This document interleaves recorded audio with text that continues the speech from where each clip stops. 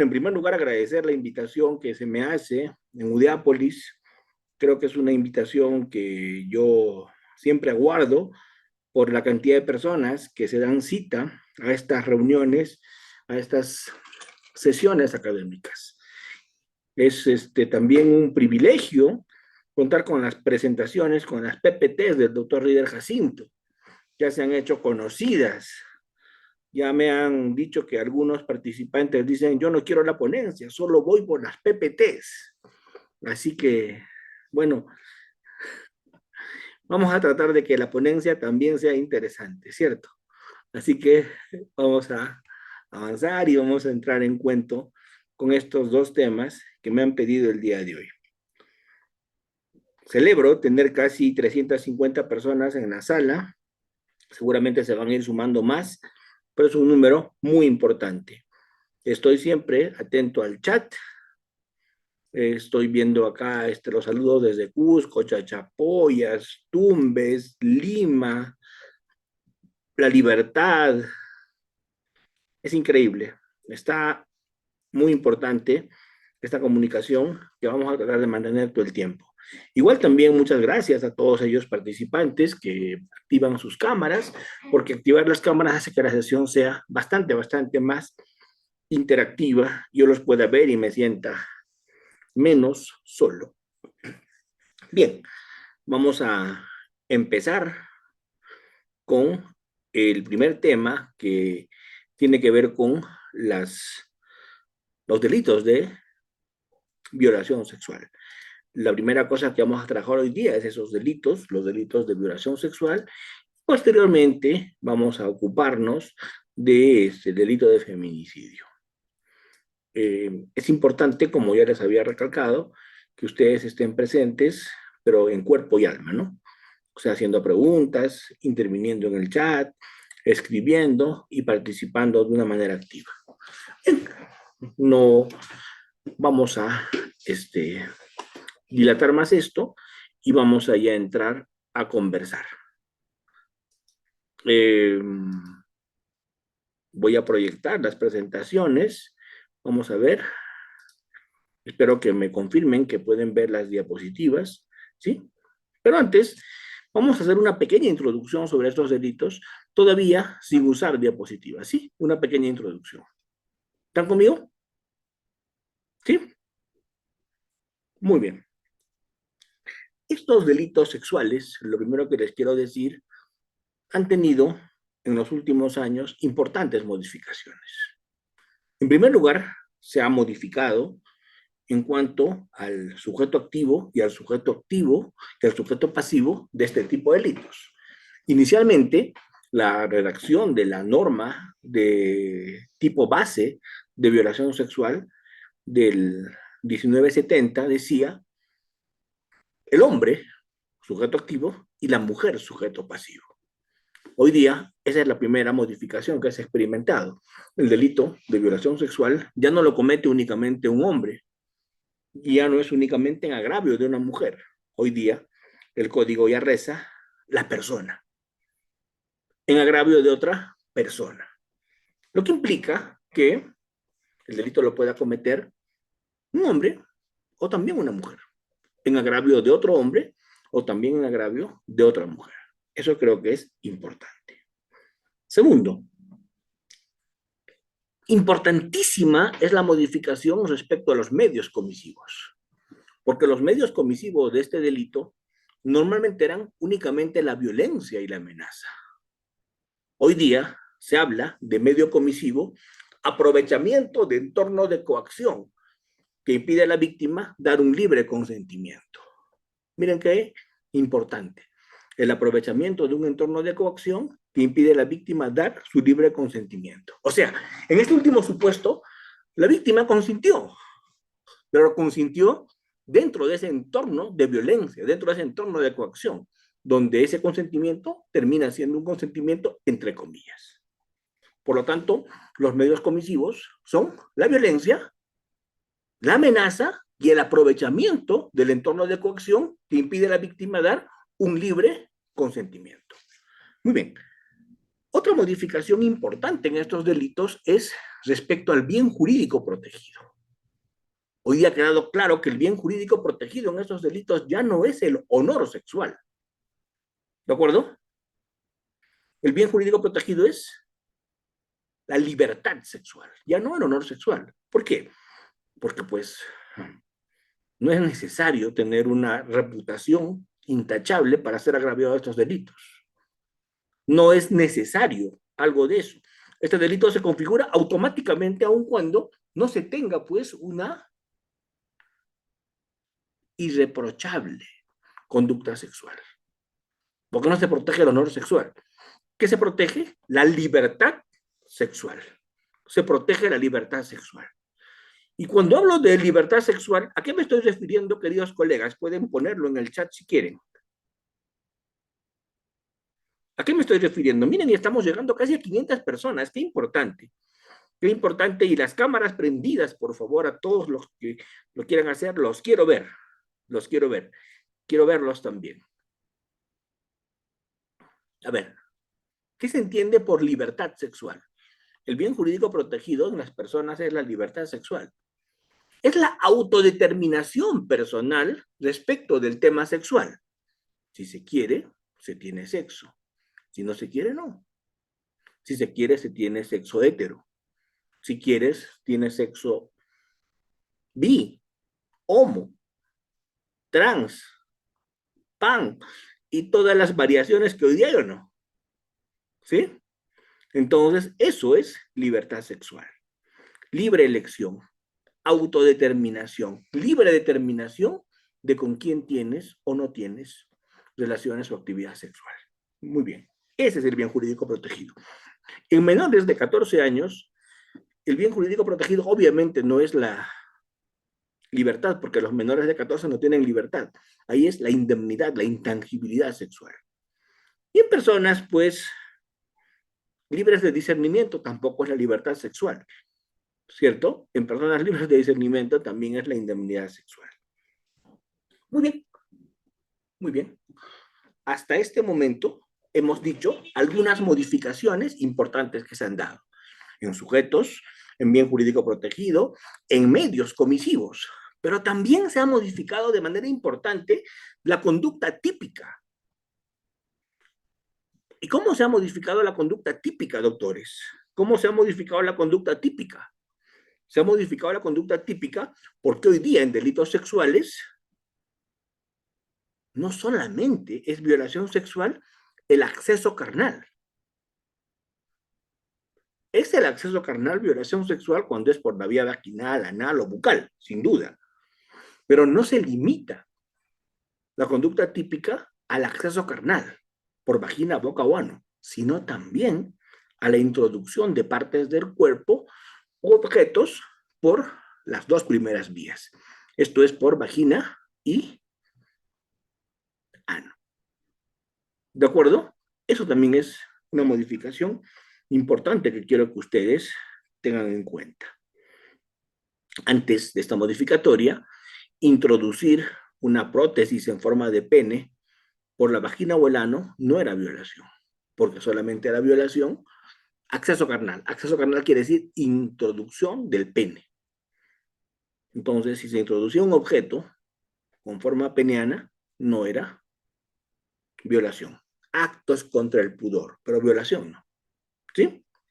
Entonces, quería más o menos empezar con estas modificaciones. El tema es muy importante. El 170 regula la violación sexual, el 171 regula la violación sexual de una persona a la que se le ha puesto en estado de inconsciencia o incapacidad de resistir.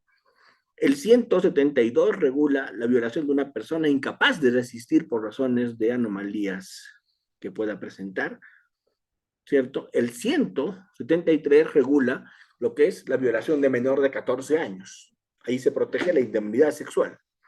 El 154, el 175 regula la violación sexual con engaño. La verdad es que yo nunca lo he visto. Violación con engaño. Pero bueno, está regulada en el 175.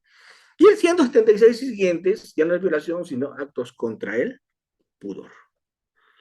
¿La violación inversa está sancionada en el Código Penal? Me preguntan. Sí, claro, claro. La violación inversa es cuando se le obliga al agraviado a penetrar. Sí, claro.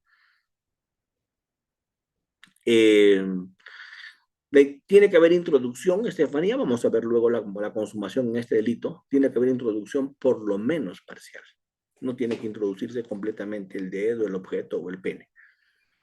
Una introducción por lo menos parcial.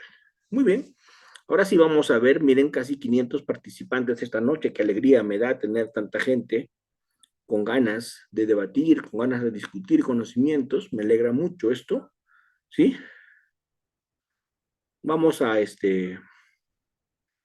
responder algunas preguntas luego, no se preocupen. Todas las más que se pueda voy a responder.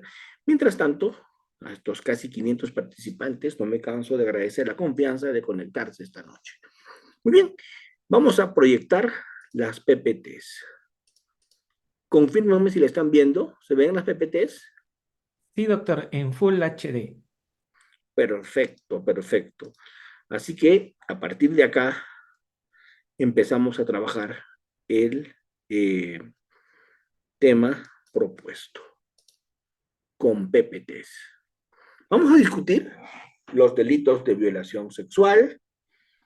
Vamos a hacer algunos comentarios también sobre el acoso, sobre el ciberacoso, el exhibicionismo, la provocación sexual, la prostitución, la explotación sexual.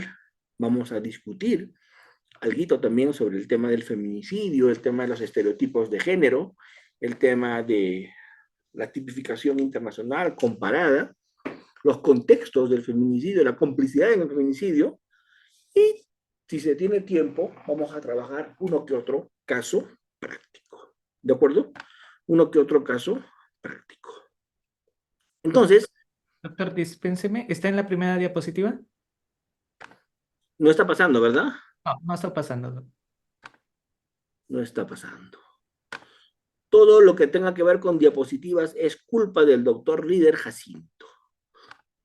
Vamos a intentar pasar nuevamente.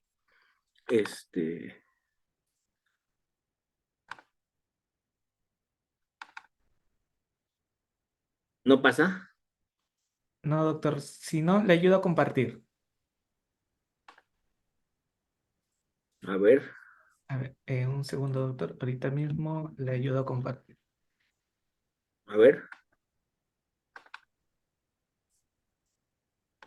No se preocupen, esto, Ahí a ver, está, doctor. Sí, está bien. Ahora sí, sí puede compartir. Está en la segunda diapositiva, en el módulo 1, módulo 2.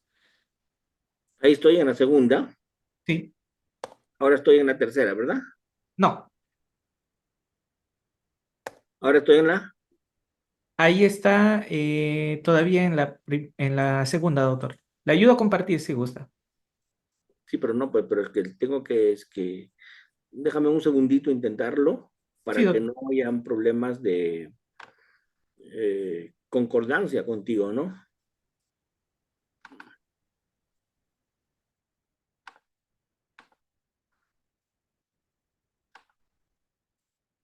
Ya está. ¿Ahí en qué página estoy? ¿En qué diapositiva estoy? En fundamentos de origen. Ya está. Creo que ya está pasando las PPTs. ¿Sí? Muy bien. La primera PPT, generalidades, ¿se ve? Generalidades. Sí, Muy doctor. bien. Ahora estamos con fundamentos de origen, ¿sí? Correcto. Fundamentos de origen. Muy bien. Esto es un poco lo que yo les venía diciendo cuando empezamos esta sesión. Lo que yo les venía diciendo cuando empezamos esta sesión tenía que ver con esto del Código Penal de 1863, 1924, donde se hablaba, se discutía y se conversaba sobre el honor sexual. Hoy día ya no se habla sobre el honor sexual. Hoy día se habla sobre la libertad sexual.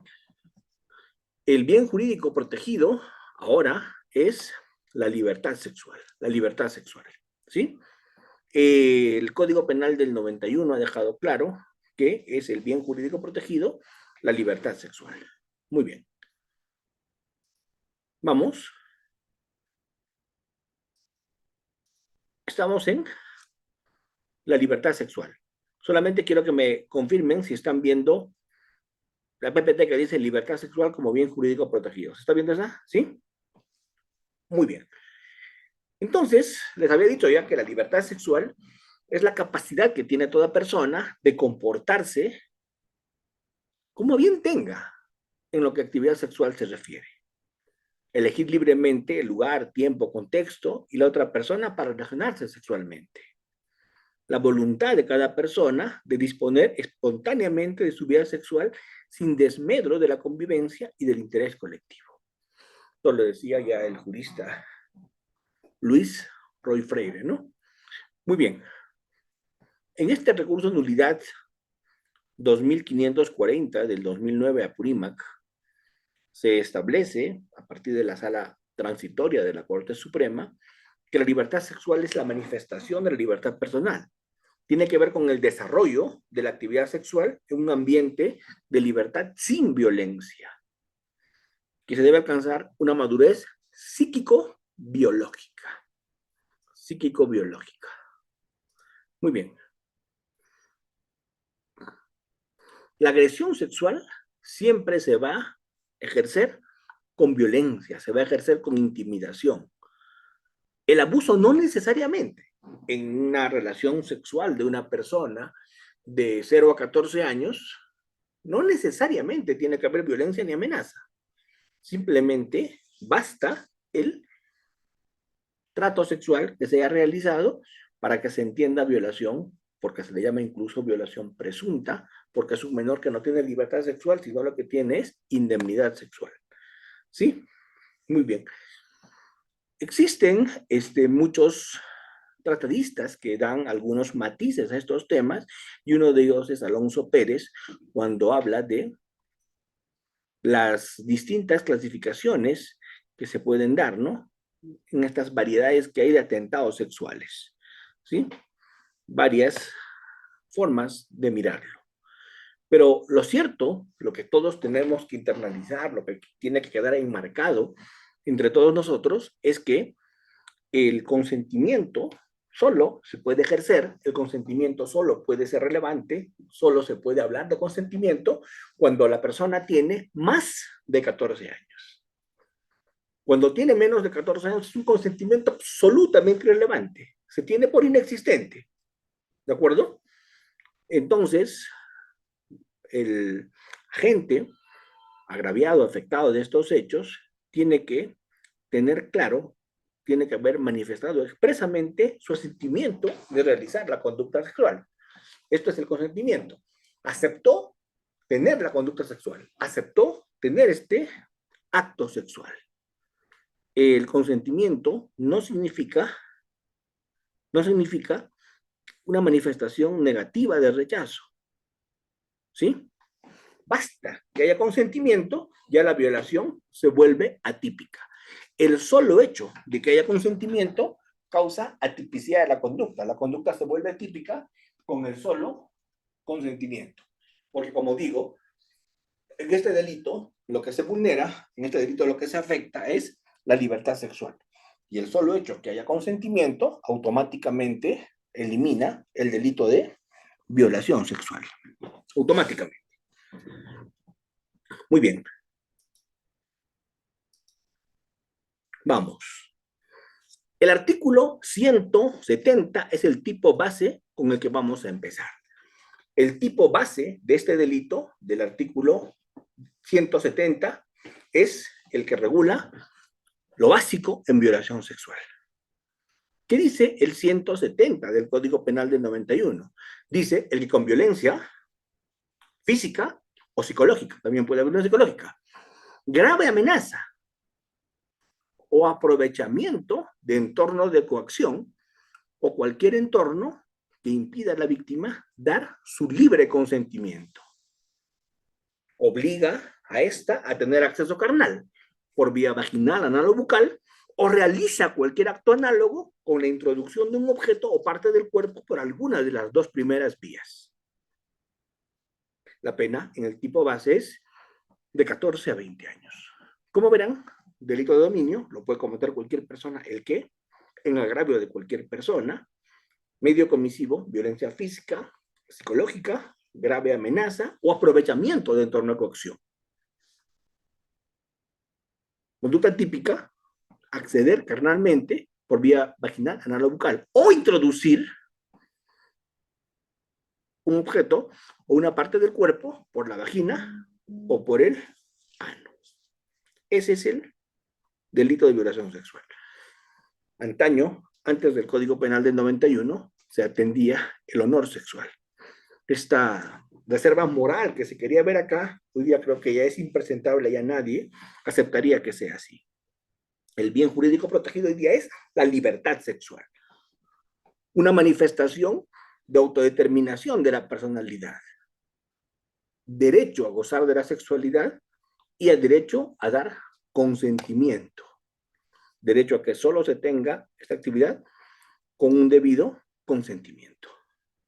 Muy bien, entonces esa es una modificación de la que habíamos comentado ampliamente. Yo les había dicho que la nueva redacción dice acceso carnal.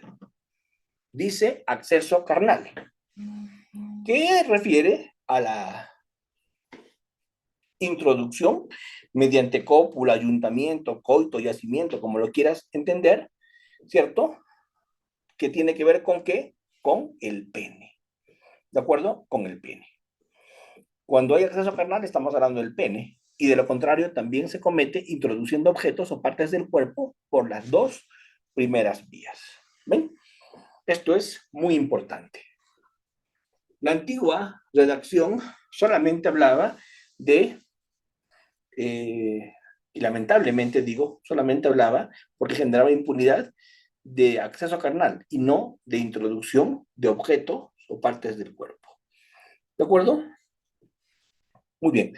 Entonces, se puede cometer este delito introduciendo, total o parcialmente, el órgano genital masculino en la cavidad vaginal de la víctima, haciendo lo propio, pero con objetos que se introducen en la cavidad vaginal o anal de la víctima, o la introducción en el esfínter anal o la succión del órgano genital masculino en su cavidad bucal, ¿cierto?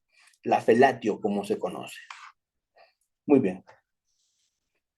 Esto sigue siendo para mí muy importante de hacer notar, porque esto de los cambios que han habido en este tipo de delitos, lo tenemos que tener claro, por favor. Muy bien. Entonces, ¿cuáles son los medios comisivos que ustedes tienen allí a la vista? Los medios comisivos de este delito son violencia, que también puede ser una violencia psicológica, ¿cierto? Y también una grave amenaza. Cuando se habla de esta violencia, tiene que ser de magnitud tal que logre vencer la oposición de la otra parte, que logre romper su negativa. ¿De acuerdo? Que logre romper su defensa. Esta grave amenaza es el anuncio o promesa de un mal, de un daño, de una afectación. Cuando hablamos de grave amenaza, estamos hablando de una afectación, de un daño que se le va a realizar. ¿Sí? Muy bien. Este tema del aprovechamiento de un entorno de coacción es realmente un tema novedoso. Cuando hablamos del aprovechamiento de un entorno de coacción que impide a la víctima dar su libre consentimiento, y cuando hablamos de esto como medio comisivo en este tipo de delitos sexuales, cuando hablamos de esto, ¿gira en torno a qué? ¿Gira en torno a qué? A ese contexto en el que vive una persona, contexto en el que no puede desarrollar libremente sus capacidades y potencialidades. ¿Por qué?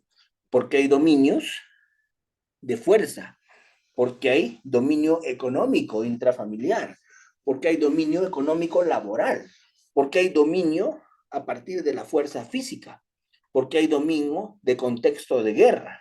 Miren, esto es bueno que lo analicemos, porque se habla de contextos que impedirían a la víctima darle su libre consentimiento. Y un contexto de esos es un contexto en el cual existe un dominio, ¿cierto?, económico, un dominio de fuerza, un dominio económico laboral. De acuerdo en todos estos supuestos, según el autor que estamos mencionando en la PPT, se podría dar un supuesto de contexto que impida darle a la víctima su libre consentimiento. ¿Hasta acá me están siguiendo? ¿Sí? ¿O ya se quedaron dormidos? Mis casi 600 participantes esta noche. Qué grato realmente tener casi 600 personas esta noche. Es muy importante, mis queridos colegas, tener claro algo. Es muy importante tener claro que el delito de violación no solamente se puede cometer mediante una acción.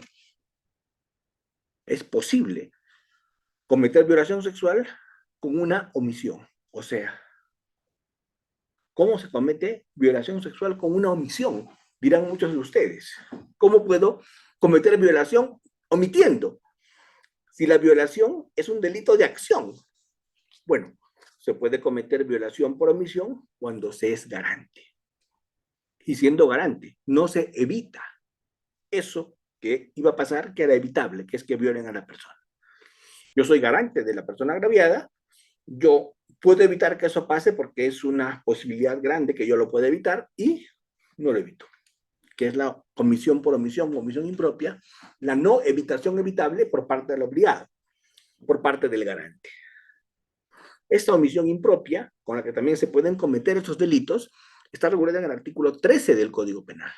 El artículo 13 del Código Penal regula esta omisión impropia. ¿Sí? ¿Qué dice? Que haya un resultado básico para que haya omisión impropia, que haya un resultado, ¿sí? Y además, para que haya omisión impropia, un deber de garante. Si hay un deber de garante que lo vincula como protector de ese bien jurídico protegido, y hay un resultado de afectación a ese bien jurídico protegido, obviamente encuadra lo que es la omisión impropia.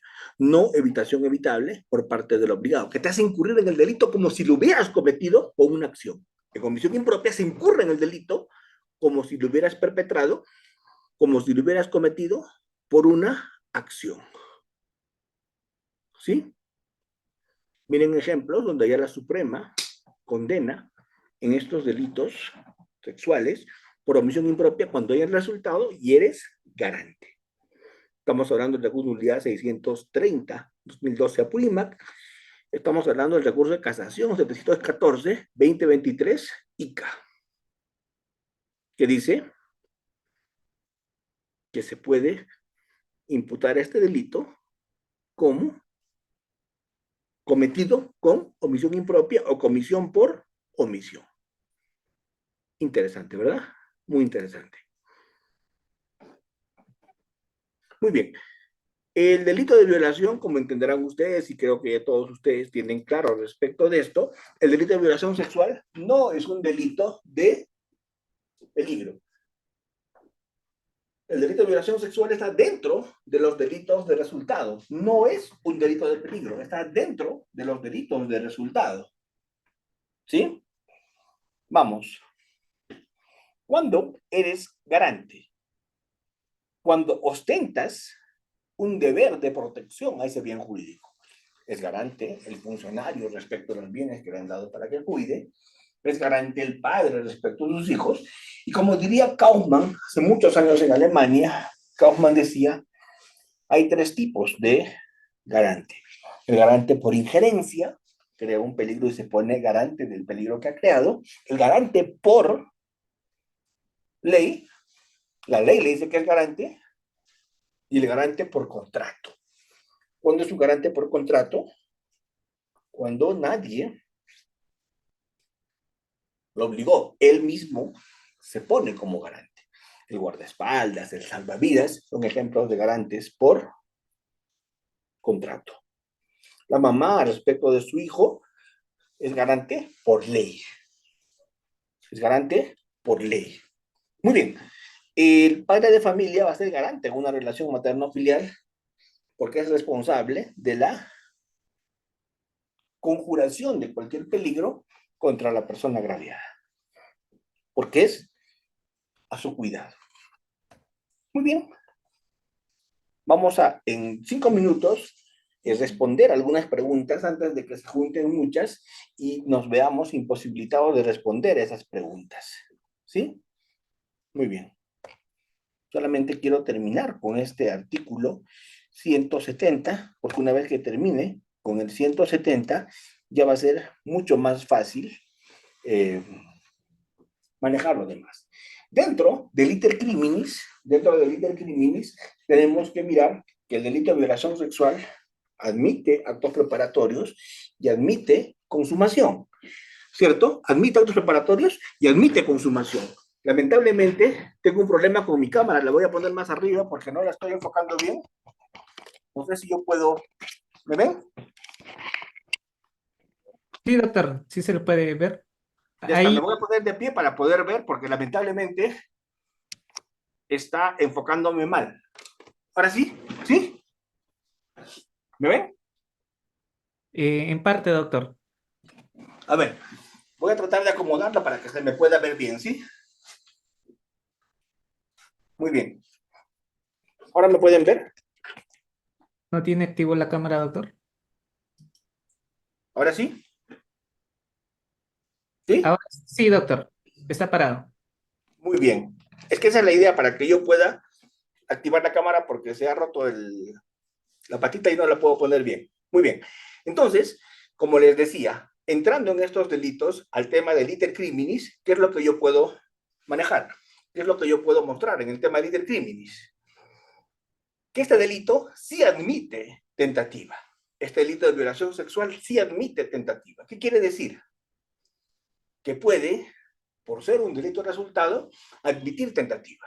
Si la violación sexual fuera un delito de peligro, no admitiría tentativa. ¿Qué es la tentativa? El inicio de ejecución delictiva. Hay tentativa cuando se inicia la ejecución delictiva.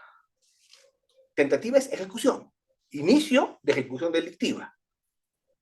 En el caso de la violación sexual, tiene que ser inequívoco este inicio de ejecución delictiva para que no se confunda con actos contra el pudor. Quiero que eso quede claro. Porque si esto no es inequívoco, se puede confundir con actos contra el pudor. Explico. Si a la persona agraviada se le pone en alguna posición, se le desviste, se le separa de piernas, eso es inequívoco que se le quiere penetrar. Y si en ese momento es capturada la persona, podríamos hablar que eso es ejecución de violación, pero no acto contra el pudor. Pero si solamente se encuentra al agresor tocando a la víctima, tocándole el cuerpo a la víctima, obviamente, ¿esto qué cosa es? Esto es equívoco de violación e inequívoco de actos contra el pudor. Entonces, lo que yo quiero que todos ustedes me entiendan, por favor, doctores, es ese tema. Creo que hay una coleguita que ha levantado la mano. Yo con todo gusto acepto la interrupción. Doctora Victoria, ¿le puedes dar el audio reader? Sí, doctor. Por favor, estimada Victoria, relacionada al tema, ¿sí? Se precisa, por favor. Precisa la pregunta. Gracias. Sí, gracias. Gracias, doctor Almanza. Sí, mi pregunta es bien simple. Bueno, está hablando sobre la violación a una mujer, pero ¿qué pasa cuando se denuncia por una violación contra natura y el médico legista, cuando examina físicamente a la niña de 10 años, determina que no hay violación contra natura, que no ha sido tocada indebidamente, que está intacta? Y luego el juzgado, ya llegó a sala este caso, le han cambiado 3 veces la tipificación al denunciado. E incluso citan un acuerdo plenario donde dice basta, dígame. Las preguntas recuerda que en ningún caso particular. el doctor no puede resolver. Y también lo que está preguntando va a venir más adelante. No se preocupen que al fin, el doctor va a ir pasando cada fase, ¿sí? Y ya el doctor podrá responder también tu pregunta. Adelante, doctor. Claro, sí, pero solamente un pequeño adelanto. Solo te puedo decir una cosa. No es que estoy eludiendo la pregunta, sino que este no es un curso de procesal. Yo también dicto procesal sin ningún problema, pero acá no estamos en procesal, acá estamos en sustantivo, ¿cierto? Vamos, el tema de prueba es un tema procesal, pero sí le puedo decir algo, para que no se quede con la duda. Si la imputación es, penetró a la niña de manera anal, ¿sí? Si la imputación es esa, y el médico legista, los médicos legistas que han examinado a la persona agraviada dicen que el ano no está hipotónico, está anomotónico, que no tiene signos de desgarros, cuadrante de la casaña y todo lo que se ve en este tipo de literatura de actos contra natura, definitivamente se va a debilitar la versión de la menor. Porque aun cuando la menor diga que la han penetrado, si su versión no está corroborada, como dicen los acuerdos plenarios en materia de violación sexual, vamos a tener un problema, ¿verdad? Y una corroboración es la pericia psicológica. Una corroboración es el examen médico legista. Y si eso no está corroborado, vamos a tener algún nivel de problemas. ¿De acuerdo? Entonces, por ahí le digo. Muy bien. Pero vamos. Entonces, ¿qué es lo importante? ¿Qué es para mí lo que quiero dejar claro en este momento? Que los delitos de violación sexual sí admiten tentativa. Siempre que sea un inicio inequívoco de ejecución delictiva. Claro, puede haber tentativa inidónea cuando no pudo violar a la agraviada porque su miembro viril no se erectó porque tiene pues impotencia absoluta, ¿cierto? Entonces ahí puede haber un delito imposible, como lo dice el recurso de nulidad 946-96 de Puno, ¿sí? Absoluta impropiedad del medio empleado. El medio empleado es inidóneo, ¿cierto? Muy bien. ¿Cómo se consuma? La consumación en violación sexual se consuma con la sola penetración, aun cuando sea parcial. Para que haya violación no tiene necesariamente que haber violación cuando sea introducción total. Ni tiene que haber eyaculación. No es exigida para la consumación, la eyaculación. No es exigida para la consumación, la introducción total. Basta la introducción parcial para que se dé este delito. ¿De acuerdo? Muy bien. Y esto mismo pasa con un objeto, esto mismo pasa con una parte del cuerpo. Esto mismo pasa con un objeto, esto mismo pasa con una parte del cuerpo. Muy bien. Vamos a avanzar. El artículo 171 nos habla de una violación de una persona en incapacidad de resistir. El 171 se refiere a la violación de una persona en incapacidad de resistir. ¿De acuerdo? Pero ¿cómo se configura este hecho? Vean ustedes, les ruego que vean la PPT, la descripción del artículo, la descripción de este tipo penal. Si ustedes miran, se van a dar cuenta que es lo mismo que el 170, pero con una diferencia. Se habla de acceso carnal por vía vaginal, anal o bucal, sí. Introducción de objeto, también. ¿Cierto? Pero no se habla ni de violencia, ni de amenaza, ni de aprovechamiento de tono de coacción. De lo que se habla es de qué. El medio comisivo es distinto. ¿Cuál es el medio comisivo? En el 171, el medio comisivo es haber puesto a la víctima en estado de inconsciencia o incapacidad de resistir. Eso es una forma de violencia también desde mi punto de vista. Si a una persona la pongo en estado de inconsciencia o incapacidad de resistir, estoy violentando. Pero el legislador ha querido hacer un tipo penal independiente para que regule esto, ¿no? En la práctica se ve mucho que esto pasa cuando se usa benzodiazepinas, cuando se usa ese tipo de fármacos para vencer la resistencia de la víctima. ¿Qué dice la doctrina? Colocar a la víctima en estado de inconsciencia, de impasibilidad de resistir, es un tema alevoso, es un tema artero, es un tema traidor, porque ni siquiera se tuvo el valor de enfrentar, sino se le puso en ese estado de inconsciencia y se abusó a partir de allí de ella. ¿Qué dice la casación 697-2017 Puno? Esta casación 697-2017 Puno dice algo muy interesante. Dice, no se requiere la pérdida total del conocimiento, sino un bajón. Sino un bajón. Que elimine, ¿qué? Su capacidad de respuesta, su capacidad de consentir. Esta ingesta excesiva de alcohol ha tenido que generar eso. ¿Sí? Muy bien. Lamentablemente estos casos son muy recurrentes porque se puede poner en estado de inconsciencia o incapacidad de la persona con alcohol, con drogas, con benzodiazepinas, con tóxicos. Sí. Se puede usar sustancias psicotrópicas, estupefacientes. Sí. También cumplen el mismo objetivo. ¿Sí? Muy bien. En el 172, ¿cuál es la característica? La persona tiene ese estado de inconsciencia o incapacidad de existir por algún problema que tiene que ver con ¿qué? Con algún problema que tiene que ver con su anomalía psíquica, con su grave alteración, con su retardo mental. O alguien ya la puso en estado de inconsciencia e incapacidad y la dejó. Puede ser, el otro supuesto. Este artículo tiene recibo cuando se han verificado videos. Por ejemplo, un caso que tuvimos en Lima fue la señora que andaba en la calle, señorita, señora, que andaba en la calle desnuda, loquita, con alteraciones mentales evidentes. Para andar sin ropa en la calle, alguna alteración mental tienes que tener.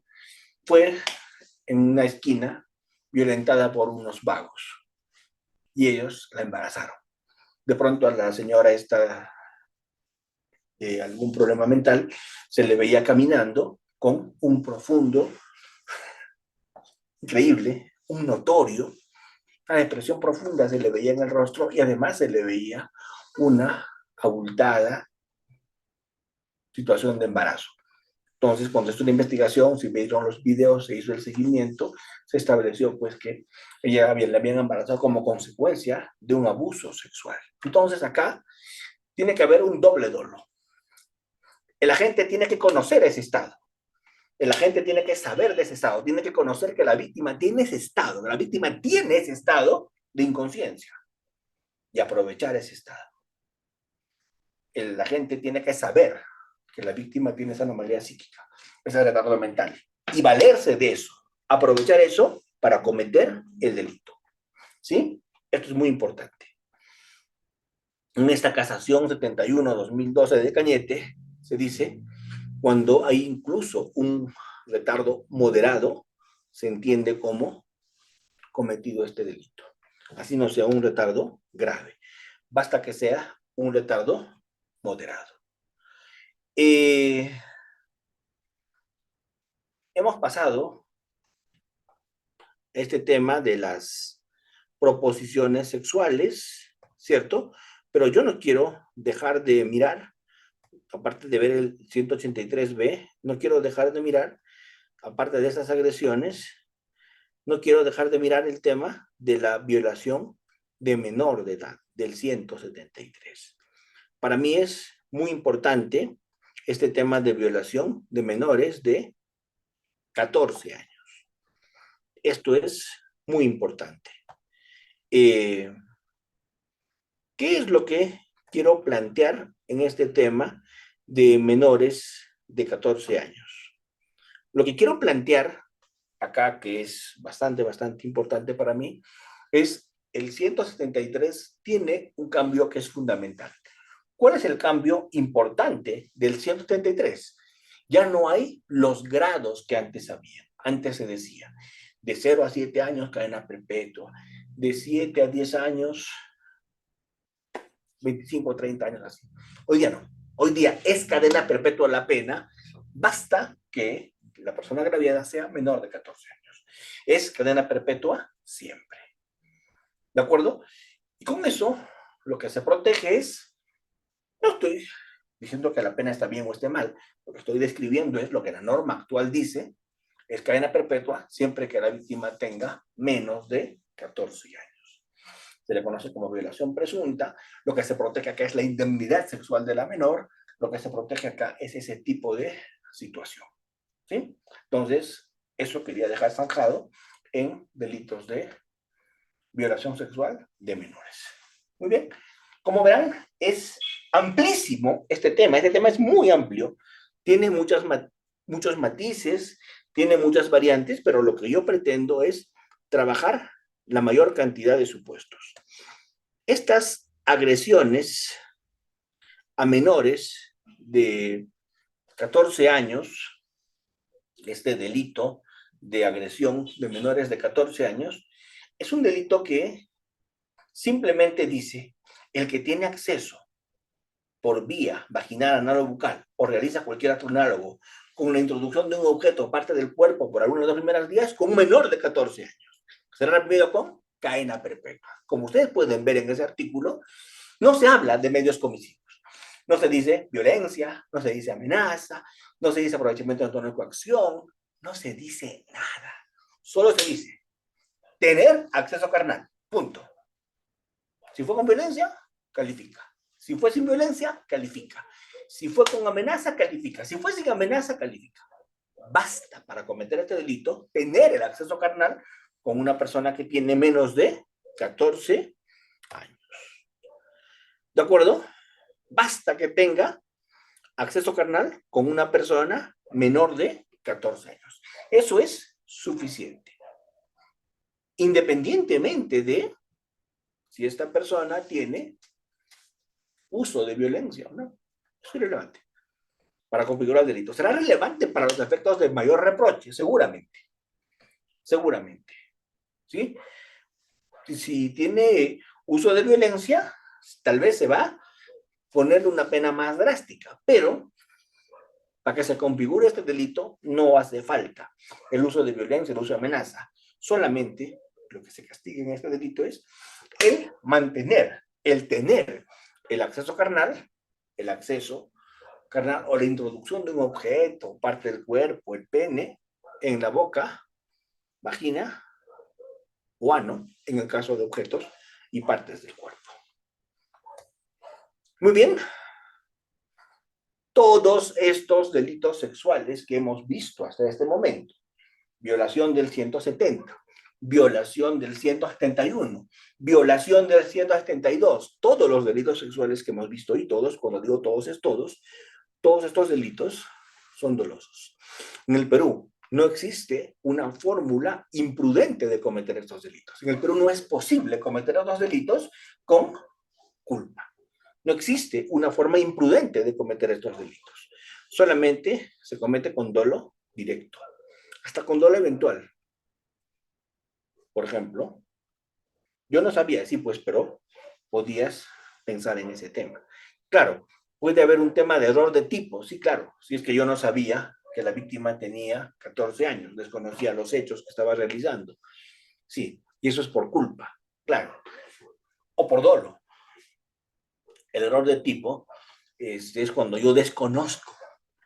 Si yo desconozco la edad de la víctima, yo desconozco que la víctima tenía incapacidad mental, yo desconozco que la víctima tenía retardo mental, ahí hay falta de dolo. ¿Cierto? Si esto se prueba, obviamente no hay violación porque no hay forma culposa en delitos de violación. Muy bien. El error de tipo también puede darse, el error de prohibición también puede darse, pero el error de prohibición tiene que ver con conocer o desconocer la prohibición. Conocer o desconocer que esa conducta estaba permitida o estaba prohibida. Muy bien. Respecto a las causas de justificación en estos delitos no se me ocurre ninguna. No se me ocurre ninguna. La verdad es que no se me ocurre ninguna causa de justificación. Yo no es que le he violado por legítima defensa. Yo no es que le he violado en estado de necesidad. Yo no es que le he violado en un supuesto de ejercicio regular de un derecho, oficio, cargo. Ese tipo de situaciones simplemente no existen. No hay causas de justificación en estos delitos de acceso carnal. ¿Sí? Muy bien. Es importante también mencionar que si bien es cierto no hay causas de justificación, sí pueden haber causas de exculpación en este tipo de delitos. De pronto el sujeto activo es un inimputable, de repente también tiene un problema mental, entonces ahí no va a haber reproche, no hay un tema de culpabilidad, ¿cierto? O de pronto el que la gente es menor de 18 años, tampoco, ¿verdad? Tampoco por inimputabilidad. Tendrá que tener una medida socioeducativa, pero sí puede haber error de prohibición que elimina la culpabilidad, o puede haber error de tipo que si es invencible elimina la tipicidad y la conducta la podría cometer la gente vía delito culposo. No, jamás. Eso no existe. Eso no es posible. Muy bien. Entonces, este acuerdo plenario 1 del 2015 también lo recomiendo. Es muy importante.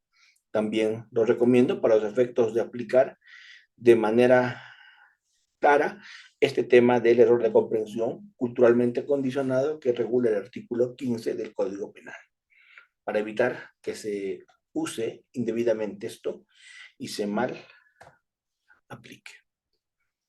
Cuando se consuma, cuando hay introducción, o cuando sea parcial. Cuando hay consumación, no se necesita eyaculación, no se necesita sino incorporación o introducción parcial. Muy bien. Este delito se puede cometer en coautoría, sí. ¿Puede haber cómplices? Sí.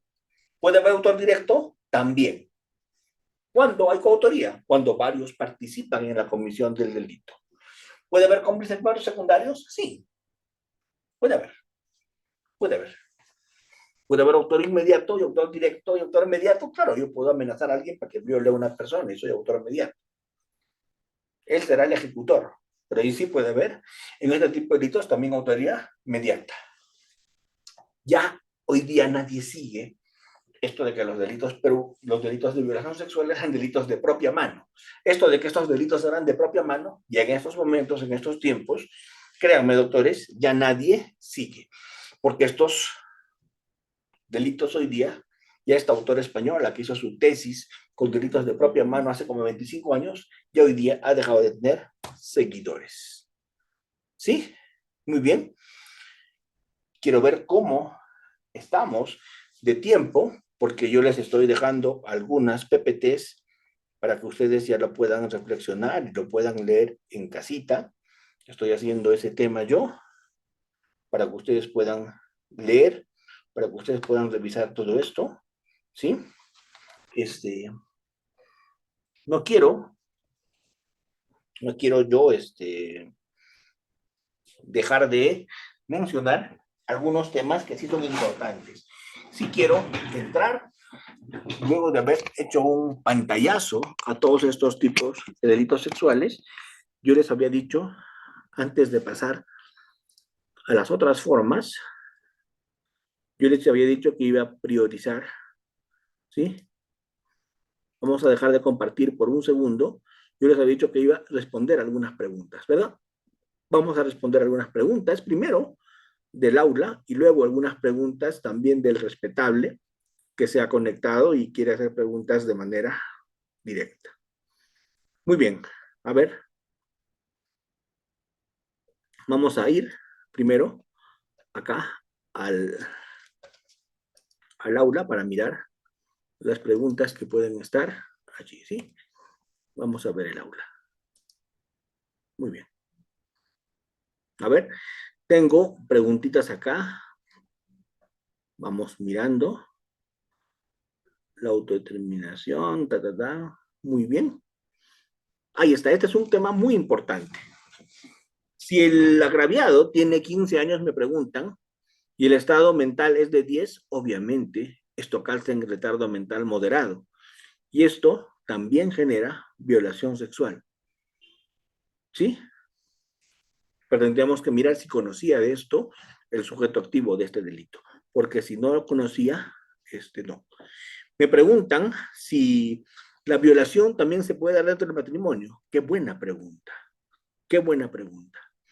Porque de un tiempo a esta parte, ya se ha quitado del Código Penal, en los códigos anteriores, ni siquiera en el código anterior, en los códigos anteriores, eran tan machistas estos legisladores que ponían el hombre, a una mujer fuera del matrimonio. ¿De acuerdo? Con lo cual, antes no podía haber violación sexual dentro del matrimonio. Es como que dentro del matrimonio las mujeres a los hombres nos puedan someter el día que quieran, y no es así. A veces también a los hombres nos duele la cabeza o no, ¿cierto? Entonces, si a uno lo someten, incurrirán en violación sexual dentro del matrimonio, ¿cierto? Y si un hombre somete a su cónyuge, también podrá incurrir en violación sexual dentro del matrimonio. Un ejemplo de esta violación sexual dentro del matrimonio es este caso de este cantante de cumbia, recordarán ustedes. Este cantante de cumbia que su esposa lo denunció por violación sexual y estuvo incluso preso. Claro, después lo absolvieron, no sé qué pasó, pero es un delito. Muy bien. Me siguen preguntando, yo estoy dispuesto a responder todas las preguntas, siempre digo unas medidas de mis posibilidades, ¿cierto?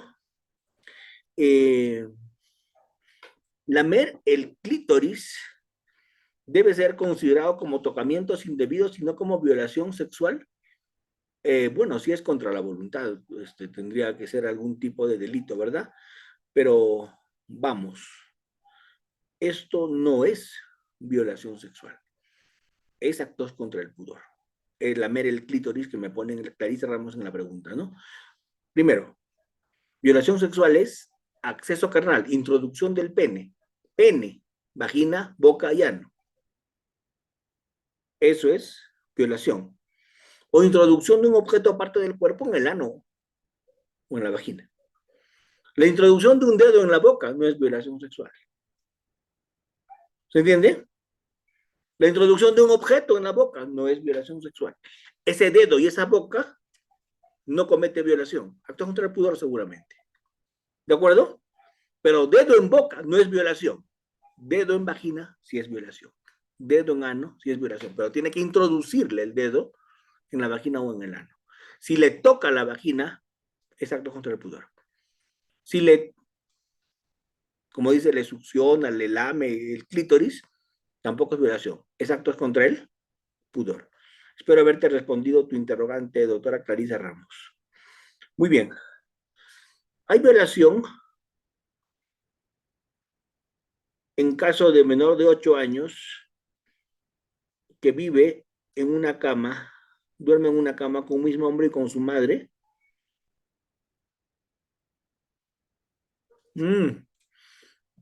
No tiene que ponerme detalles.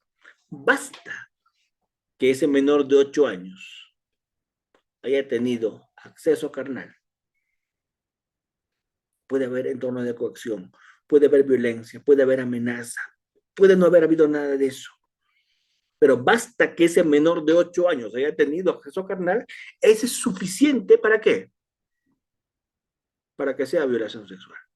Así que cuando Álvaro me pone en su pregunta toda la historia, eso es irrelevante.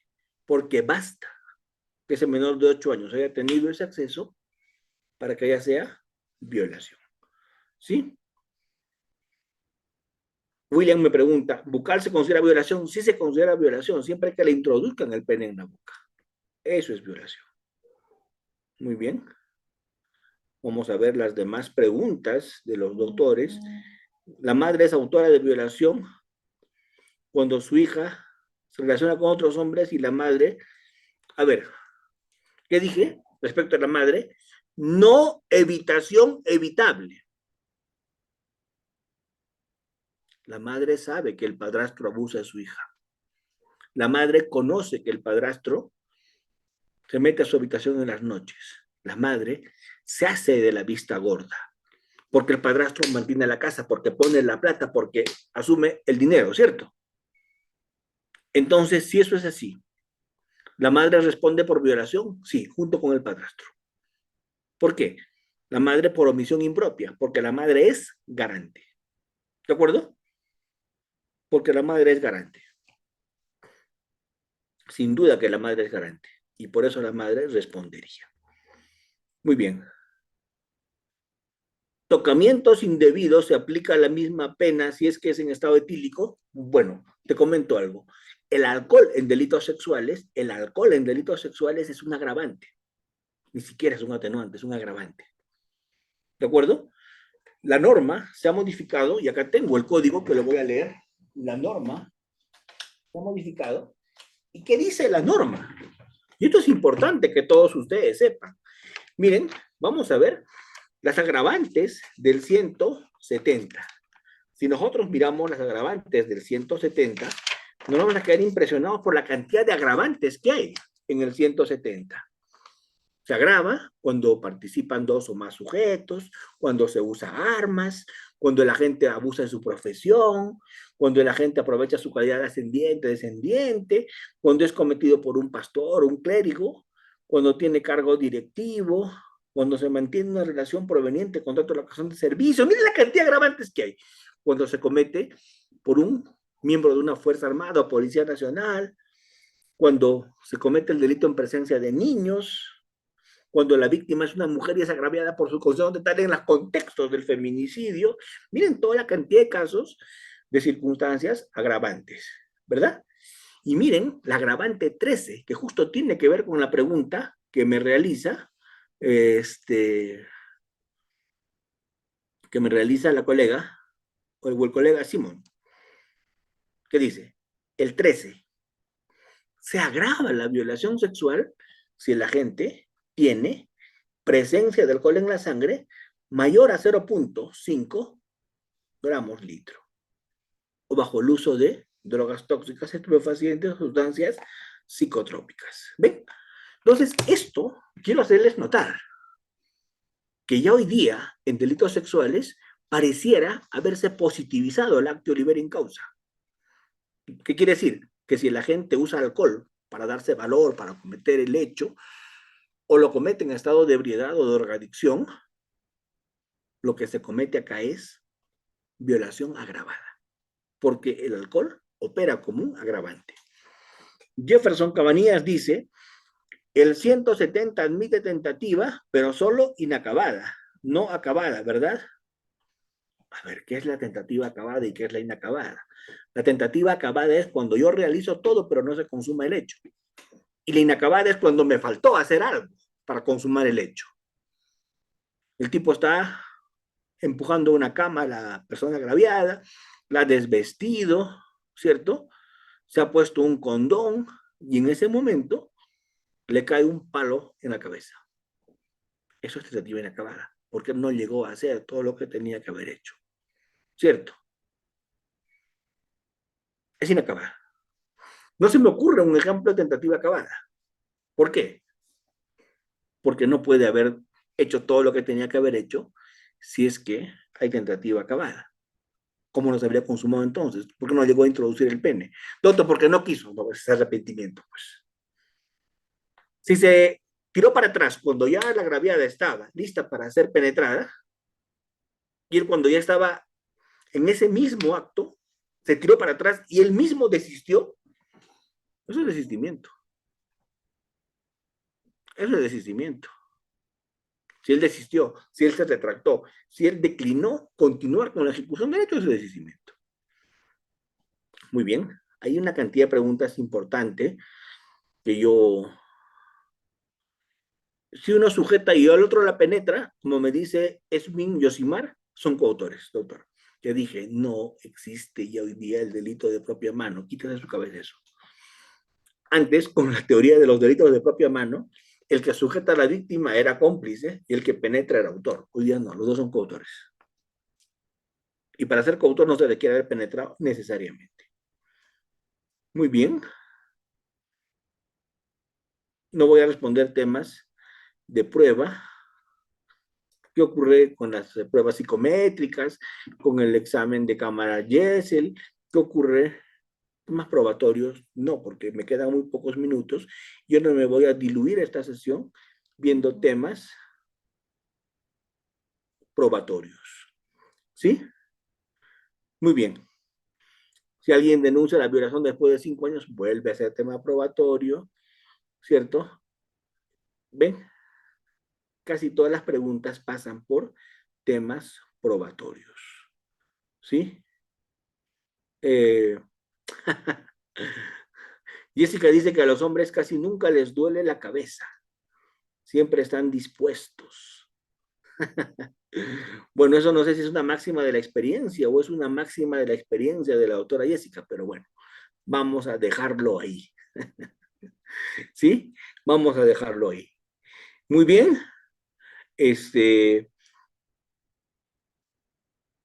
A ver, estoy leyendo nada más, yo eh, como les he demostrado, Javier, en violación sexual ya está positivizado el tema del uso de alcohol. Si la persona tiene más de 0,5 de alcohol en su sangre cuando cometió el hecho, eso no es un atenuante, es un agravante de la violación sexual. 170, inciso 13 de agravación. ¿Sí? Eso de que la retractación, todo eso es jurisprudencia en procesal. Lamentablemente, si me pongo a explicar jurisprudencia en procesal, pues no voy a terminar nunca de mirar este tema. ¿De acuerdo? Muy bien. Como dice Ernesto Tupayachi, vámonos al delito de feminicidio. ¿De acuerdo? Vámonos al delito de feminicidio. Muy bien, nos queda no tanto tiempo, así que vamos a hablar un poquito sobre el delito de feminicidio. Para lo cual, como siempre, vamos a tratar de escuchar acá algunos comentarios de las personas. No sé hasta qué punto, Reader, confírmame por favor si esto es posible, hasta qué punto podemos, Sí, doctor. Mejor priorizamos lo que es la sesión, doctor, con el delito de feminicidio. Gracias. perfecto, proyectalo por favor, proyectame feminicidio, te ruego. Ah, ok, doctor. Un segundo, por favor. Ya estoy compartiendo pantalla en estos precisos Y momentos. vete al feminicidio de frente. Listo, doctor. En estos momentos estoy compartiendo. Usted me dice si puede visualizar. Entonces, por favor, colegas, no levanten la manito porque estoy proyectando pantalla. Adelante, doctor. Listo. A ver. Muy bien. Vamos a hablar del feminicidio en los minutos que nos quedan porque es importante comentar algo sobre este delito de feminicidio, ¿cierto? Muy bien. ¿Qué cosa quiero hablar del feminicidio? Lo primero que quiero decir es que este tema tiene que ver con lo que es la siguiente, tiene que ver con lo que es este tema de los derechos que se le empiezan a dar a la mujer, ¿no? Ustedes saben que nosotros vivíamos en un mundo muy machista, donde el Perú no es un ejemplo de esto, ¿no? Porque en este mundo machista en el que veíamos, las mujeres no votaban en elecciones, ¿cierto? Las mujeres no entraban a las Fuerzas Armadas, no ocupaban cargos, el hombre era el jefe del hogar, en las declaraciones, en peso probatorio, la declaración del hombre valía más que la de la mujer, etcétera, etcétera, etcétera. Hemos vivido en una sociedad de ese tipo y no lo podemos negar. Con el Código Civil del 84 se cambió, ¿cierto? ¿Y qué se dijo? Que los hombres y las mujeres tienen igualdad de derechos. La pregunta es, si los hombres y las mujeres tienen igualdad de derechos, eso es un cambio legislativo. Pregunto, ¿ese cambio legislativo es lo mismo que un cambio cultural? Legislativamente puede cambiar mucho, pero ese cambio cultural va a demorar demasiado. Y ese cambio cultural es lo que genera estos delitos de feminicidio. ¿De acuerdo? ¿Y por qué ese cambio cultural genera estos delitos de feminicidio? Porque cuando se produce el cambio normativo, se dispara el estereotipo de género. ¿Qué es un estereotipo de género? Esa creencia de superioridad que tiene un hombre respecto de una mujer. En términos muy sencillos, porque estoy corriendo por el tiempo. Cuando un hombre cree que a él le están permitidas ciertas situaciones y no a una mujer, Cuando un hombre cree que él tiene algunos derechos que no tiene una mujer, ¿cierto? A partir de allí, ¿qué surge? El estereotipo de género. Y cuando eso está presente en la muerte de una mujer, se dio el feminicidio. ¿Se entiende? Si ese estereotipo de género está presente en la muerte de una mujer, estamos hablando de un feminicidio. ¿Por qué la mató? Porque no me hizo caso. Estereotipo de género. Está pidiendo obediencia. Feminicidio. ¿Por qué la mató? Porque terminó la relación. Estereotipo de género. Está entrando el feminicidio. ¿De acuerdo? Muy bien. Pero vamos. Se discute mucho sobre quién es el sujeto activo en el delito de feminicidio, sobre quién lo puede cometer y quién no. Se discute mucho sobre eso. Pero particularmente, dentro de la posición que yo defiendo, el delito de feminicidio también lo puede cometer una mujer en agravio de otra mujer. Pero la pregunta es, ¿cómo así? ¿Cómo es que una mujer puede cometer feminicidio en agravio de otra mujer? ¿Cómo así? ¿Cierto? Por una sencilla razón. Cuando esa mujer también tiene estereotipos de género. Y ese estereotipo de género estuvo presente en la muerte. ¿De acuerdo? A ver, voy a poner el ejemplo. Un ejemplo que pasó y es un ejemplo real. La suegra mató a la nuera. ¿Saben por qué la mató? La suegra mató a la nuera. La suegra mató a la nuera. ¿Por qué? Porque no atendía bien a su hijo. Porque no lo obedecía. Entonces, si la suegra mata a la nuera porque no atendió bien a su hijo, porque no lo obedecía, ¿la suegra tenía estereotipo de género o no? ¿Y la suegra mató a la nuera en un estereotipo de género o no? Entonces es feminicidio. De una mujer a otra mujer. Por favor, yo no quiero que ninguno de mis participantes me diga que el feminicidio es un delito de odio. Es un delito misógino. Nadie odia a una mujer cuando, por lo menos no es lo normal que se odia a una mujer cuando se comete feminicidio. No es odio a la mujer. Es estereotipo de género, que es muy distinto al odio. ¿De acuerdo? No sé si ustedes han visto esa serie Los Pitufos. Y si han visto Los Pitufos, habrán visto a Gargamel, ¿no? Gargamel decía, odio a los pitufos, ¿cierto? Ya está. Imagínense a un feminicida diciendo, odio a las mujeres. Eso no existe, pues.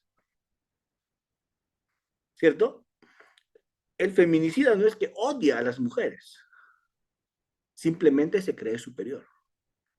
Simplemente cree tener prerrogativas, derechos distintos. ¿De acuerdo?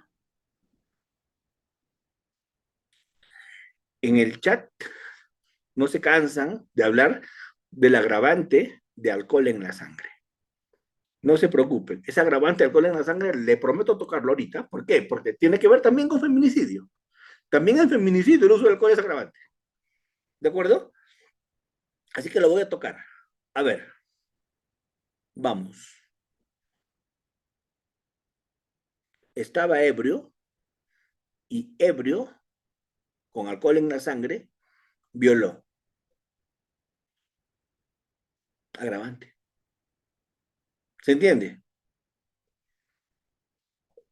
Estaba ebrio porque se dio valor con el alcohol para cometer el hecho. Agravante. Tomó alcohol para asegurar una erección firme. Agravante. ¿Se entiende? Entonces, supuesto agravante. ¿Cuándo será eximente? Cuando el señor, la persona, había pasado a un estado de ebriedad letárgica y estaba inconsciente. Es otra cosa. Es otra cosa. Si pasó a ese grado de ebriedad letárgica donde no se acuerda de nada, donde no recuerda nada, donde no pasa nada, pero probar eso es bien difícil. ¿De acuerdo? Y además, a menos que ahí no haya acto libre en causa o no. ¿Qué tal si yo me emborraché y para buscar impunidad ingerí demasiado alcohol? Eso es acto libre en causa. Me puse en ese estado para generar impunidad o para darme valor. Es acto libre en causa. ¿De acuerdo? Entonces, sí pueden haber supuestos que la ebriedad te salve, pero es 1 en 100. Normalmente la ebriedad, ¿qué va a pasar? En violación sexual. ¿Qué va a ocurrir? En violación sexual, por lo general, las más de las veces, casi siempre que va a haber, por lo general, casi siempre va a haber presencia de alcohol, que es lo único que pide el agravante. En el momento de la violación, el señor estaba con alcohol, suficiente, hermano. Suficiente. No solamente alcohol, sino las demás sustancias que hemos mencionado. Siguiente PPT, Reader, por favor. Muy bien. El feminicidio, si bien es cierto, es a partir de disposiciones de Naciones Unidas. Recuerden ustedes, no tengo tiempo para hacer toda una historia del tema del campo algodonero en México, ¿recuerdan? ¿Cierto? Todo eso que hizo que se geste y se den a partir de allí estos supuestos. Los trans sí entran, doctor Josimar Alvarado, los trans sí entran en este tema. ¿De acuerdo? Ya la Suprema se ha vuelto condescendiente con esto. Muy bien. Pero, ¿qué les quiero decir? Que el feminicidio se manifiesta de distintos tipos en el mundo. ¿De acuerdo? A ver, pero en todos está presente una cosa, ¿cuál es el estereotipo de género? Y yo voy a contar una anécdota. Me tocó participar hace algunos años construyendo con el doctor Juan Bacharno, lo menciono porque él era jefe del Observatorio de la Criminalidad en el Ministerio Público, y trabajamos en ese tiempo una estrategia que después se llamó 360 y todo lo demás. ¿Qué se buscaba? Lo que se buscaba es que cuando habían signos de alerta en una mujer, porque vivía problemas de estereotipo de género en su casa, ¿de acuerdo? Lesiones, agresiones, tratamos de llegar con medidas de protección. ¿Para qué? Para evitar que el feminicidio se consume. Porque el feminicidio es siempre el acto final. Antes del feminicidio han habido conductas anteriores o no. Entonces, con la 360, ¿qué se buscaba? Llegar antes, con medidas de protección, con intervención, para evitar que se dé el resultado de feminicidio. La idea era buena, y en el Perú se aplicó. Y esto era interinstitucional, porque varias instituciones participaban en esta función. ¿De acuerdo? Muy bien. Así que nosotros fuimos invitados a El Salvador a exponer este mecanismo que en el Perú estaba dando resultados. Seguramente no tan significativos, pero resultados al fin y al cabo. Entonces, cuando en El Salvador explicamos esta nuestra idea peruana, ¿cierto? Nos escuchaban con atención, pero nos decían una cosa así, tan fuerte como esta. Lo que decían era, sí, pero nosotros queremos cómo solucionar el otro feminicidio, el que tenemos acá y es más preocupante. Y le preguntamos, ¿cuál feminicidio? Y ellos nos dijeron el feminicidio de las marras, el feminicidio del crimen organizado. Y le tuvimos que preguntar que nos expliquen cómo era ese feminicidio de las marras o del crimen organizado. Y nos terminaron diciendo que ese feminicidio es porque acá las marras, la marra salvatrucha, ¿cierto? Y todas las demás marras que habían en El Salvador, a las mujeres las consideraban res nullius. ¿Qué quiere decir eso? Que nunca ascendían en los grados de la marra, porque una marra siempre tenía grados y las mujeres nunca ascendían del grado más bajo. ¿De acuerdo? Las consideraban un objeto sexual de los marreros de esa marra. Y el día que se aburrían de la mujer, ¿qué hacían? Simplemente la mataban. ¿De acuerdo? Entonces, cuando nos preguntaron qué hacer frente a ese feminicidio que se veía allá, nosotros nos quedamos mudos, pues, ¿no? Porque lo que le dijimos es que en el Perú no existen organizaciones criminales de ese tipo. Segundo, en el Perú no hay feminicidios por esa causa y no sabríamos cómo enfrentar, menos si no conocemos su realidad ¿De acuerdo? ¿No? Y a partir de ese día pagamos el hotel nosotros, porque ya no le estábamos solucionando su problema. Ya nos dijeron que, no, mentira, nos trataron con la mejor hospitalidad de todas. Muy bien. Entonces, en el Perú yo creo que la redacción del feminicidio es un poco infeliz, porque pareciera que se tiene que probar, primero, ¿cierto? Que la mató por su condición de tal, pero no se tiene que usar el contexto para acreditar lo anterior. Y creo que en El Salvador, en Guatemala, se ha legislado mejor, porque en esos países se dice, se entiende que se ha matado a una mujer por su condición de tal, cuando la muerte se produce en cualquiera de estos contextos, ¿cierto? Acoso sexual, violencia familiar. Entonces, ese contexto da contenido a la imputación. ¿De acuerdo? ¿Por qué crees que se cree superior a la mujer? ¿Por qué crees que hay un estereotipo de género? ¿Por qué no acepta un no como respuesta? Porque aun cuando la mujer le dijo que no quiere seguir con él, le sigue acosando. Eso me hace entender que hay un estereotipo de género, ¿no? ¿Cierto? Cuando el hombre golpea a su mujer. ¿Hay un estereotipo de género o no? Yo me creo más, pues te puedo pegar. ¿Sí? Entonces, todos esos supuestos de contextos que establece nuestra norma son más bien para acreditar la existencia de estereotipos de género. Si yo acredito el contexto, de ahí puedo inferir ese estereotipo de género. ¿De acuerdo? Pero por favor no me pidan pues que pruebe que odia a la mujer porque eso no existe. Este tema misógino. Lo más importante es el tema del estereotipo de género. Siguiente, Rider, por favor. Muy bien. Dice, será reprimido con pena privativa de libertad no menor de 20 años el que mata a una mujer por su condición de tal. Ahí se entiende, dentro de un estereotipo de género, en cualquiera de los siguientes contextos. ¿Cuáles contextos? Violencia familiar, coacción, hostigamiento o acoso sexual, abuso de poder, abuso de confianza, que le confiere una posición de autoridad. Cualquier forma de discriminación, independientemente de que exista o haya existido relación conyugal o de convivencia con el agente. Sí, pues ya el TC se ha manifestado sobre ese tema. Así es. No, yo les he dicho, la redacción del 108B no es la más feliz, pero es lo que hay, ¿cierto? Es lo que hay. Y con eso tenemos que trabajar. No voy a hablar del caso Cuevita, así que cálmense, porque no hablo de casos en giro, aunque me encantaría hacer algunos comentarios, ¿no? Sobre este caso, pero como son casos en giro y no quiero mañana hacer meme en TikTok, entonces voy a preferir curarme en salud y no comentar nada del caso Cuevita, ¿sí? Ok. Siguiente, Reader, por favor. ¿Cuáles son los estereotipos de género? ¿Qué es un estereotipo? A ver, para empezar, definamos qué es un estereotipo. Un estereotipo es una construcción mental falsa que se cree verdadera, ¿no? Por ejemplo, un estereotipo de Fran Almanza, ¿cuál sería? Fran Almanza es el más guapo de todos los docentes de Derecho Penal.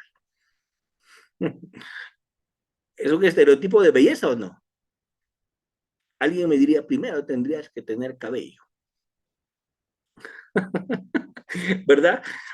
Son estereotipos, son construcciones mentales falsas que se creen verdaderas, ¿cierto?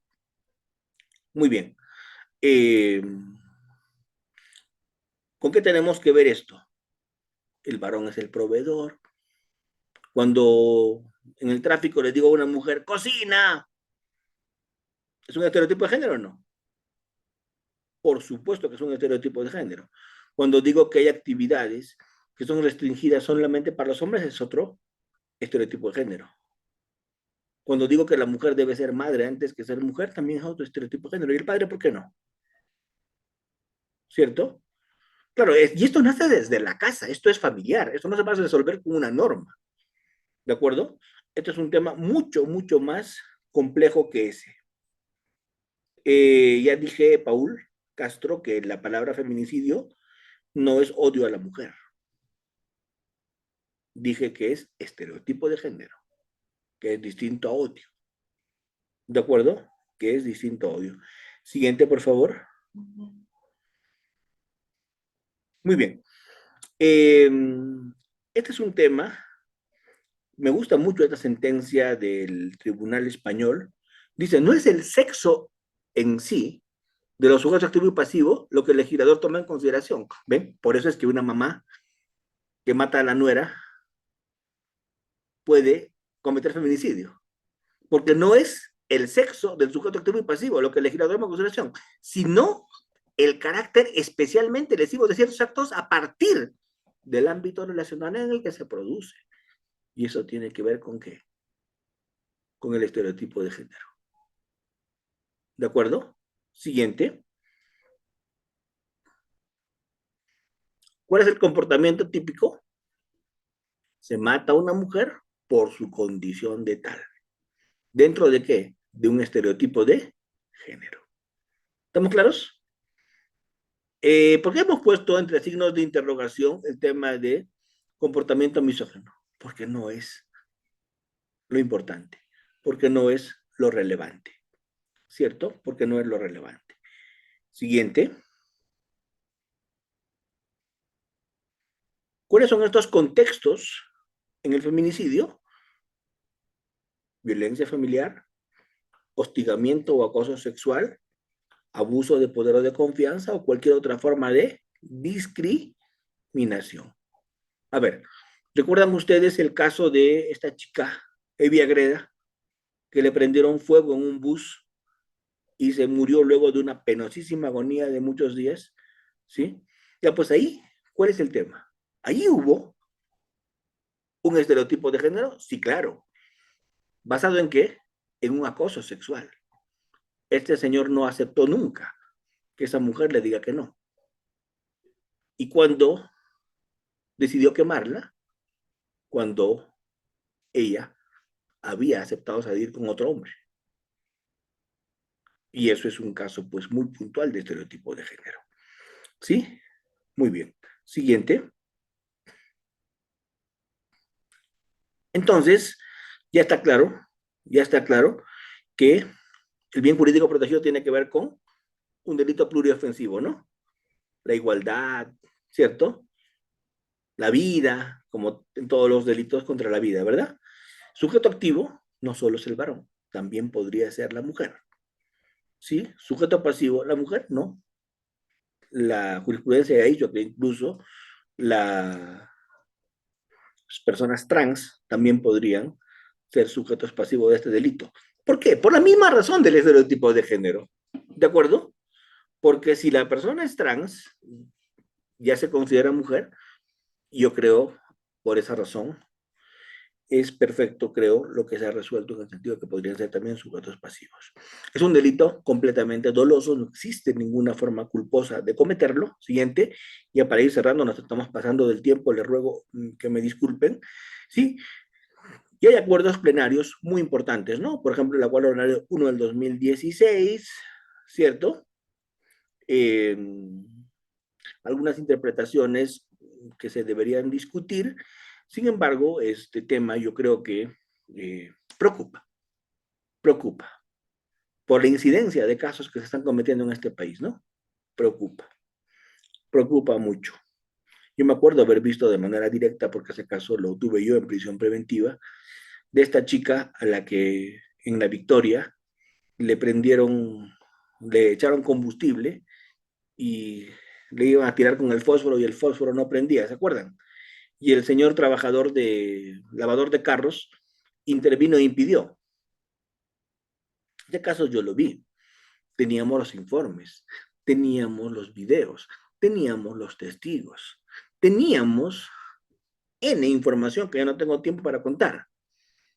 Pero la agraviada, declarando que jamás te quisieron matar, que si había combustible en sus prendas era porque estaban echando combustible a la moto y le había salpicado. Y que tenía una relación bastante estrecha con él, ¿cierto? Y eso, pues, en ese caso nos explicaron muy bien los psicólogos.